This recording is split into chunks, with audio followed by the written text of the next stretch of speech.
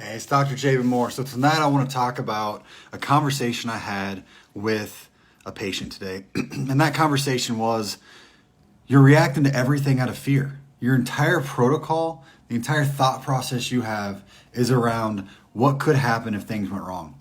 So her entire protocol that we're trying to work on, that she's been doing for years, has been based off of the fear of not creating a reaction and not getting sick and not allowing things to happen.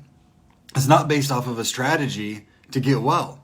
So she keeps going to practitioners and running into the wall of, I'm afraid to do this. I don't want to move forward. I don't want to try that. Or just never gets started moving forward at all. And when she does, it's little micro doses that never lead anywhere, because you don't want to take too many different kinds of supplements. You don't want to add too many different pieces to the puzzle. We don't want to do it too long or too short. And it's always just fear that is controlling every move she makes. So as I was trying to get her to work up on supplements, she said, well, I started taking one, and after a couple of days, I didn't feel quite right. So I just stopped everything. I'm like, okay, where's that going to get us? I said, if something's bad's happening, yeah, we can definitely stop. But what we need to do is we need to figure out what's going to happen so that we can get information and then we can move forward. So you need to do this and this, but she goes, I'm afraid to do that. Okay, I get that. That's definitely real, because if you've been sick before, if you've gone through detoxes before, it can hurt, it can be hard, it can be miserable.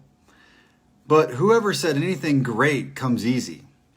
So when you're making a plan about how to get well and you're looking for a strategy, are you choosing one based off of what you think will work, or what you think won't hurt or will be easy?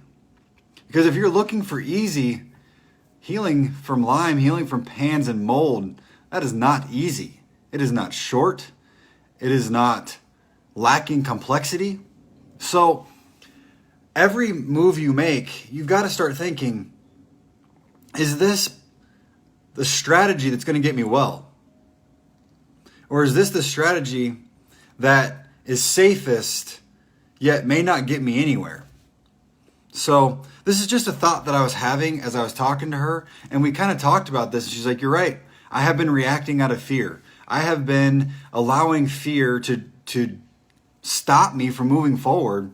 And I need to make a plan, evaluate the risks, find someone who I can work with and trust, which is why she came to me, and then trust them to help me. Now, I also talked to her about the fact that we may need to talk quite often. So there may need to be several appointments until we can get her trained on what means what and how to move forward and what plans we need to make. So much of moving forward is learning about yourself, educating yourself about you and your reactions. And I have tons of videos out here, lots of information that can help everybody do that. But some of it is just taking a risk and then figuring out what that risk led to. So I know this is a little different than a lot of the things that I've said, where it's be smart, don't push too hard. But sometimes that just isn't working, and we got to move and we got to go. So think about what you're doing. Think about the steps you've taken in your healing journey and evaluate. Are you making those decisions out of fear or out of the strategy and the knowledge that you have and you've accumulated to get you well?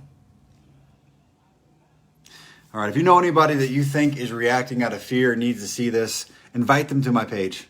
Invite them to this group, tag them to this video, because I see people all the time reacting out of fear, and we need to get people past the fear and into the action step of their healing journey.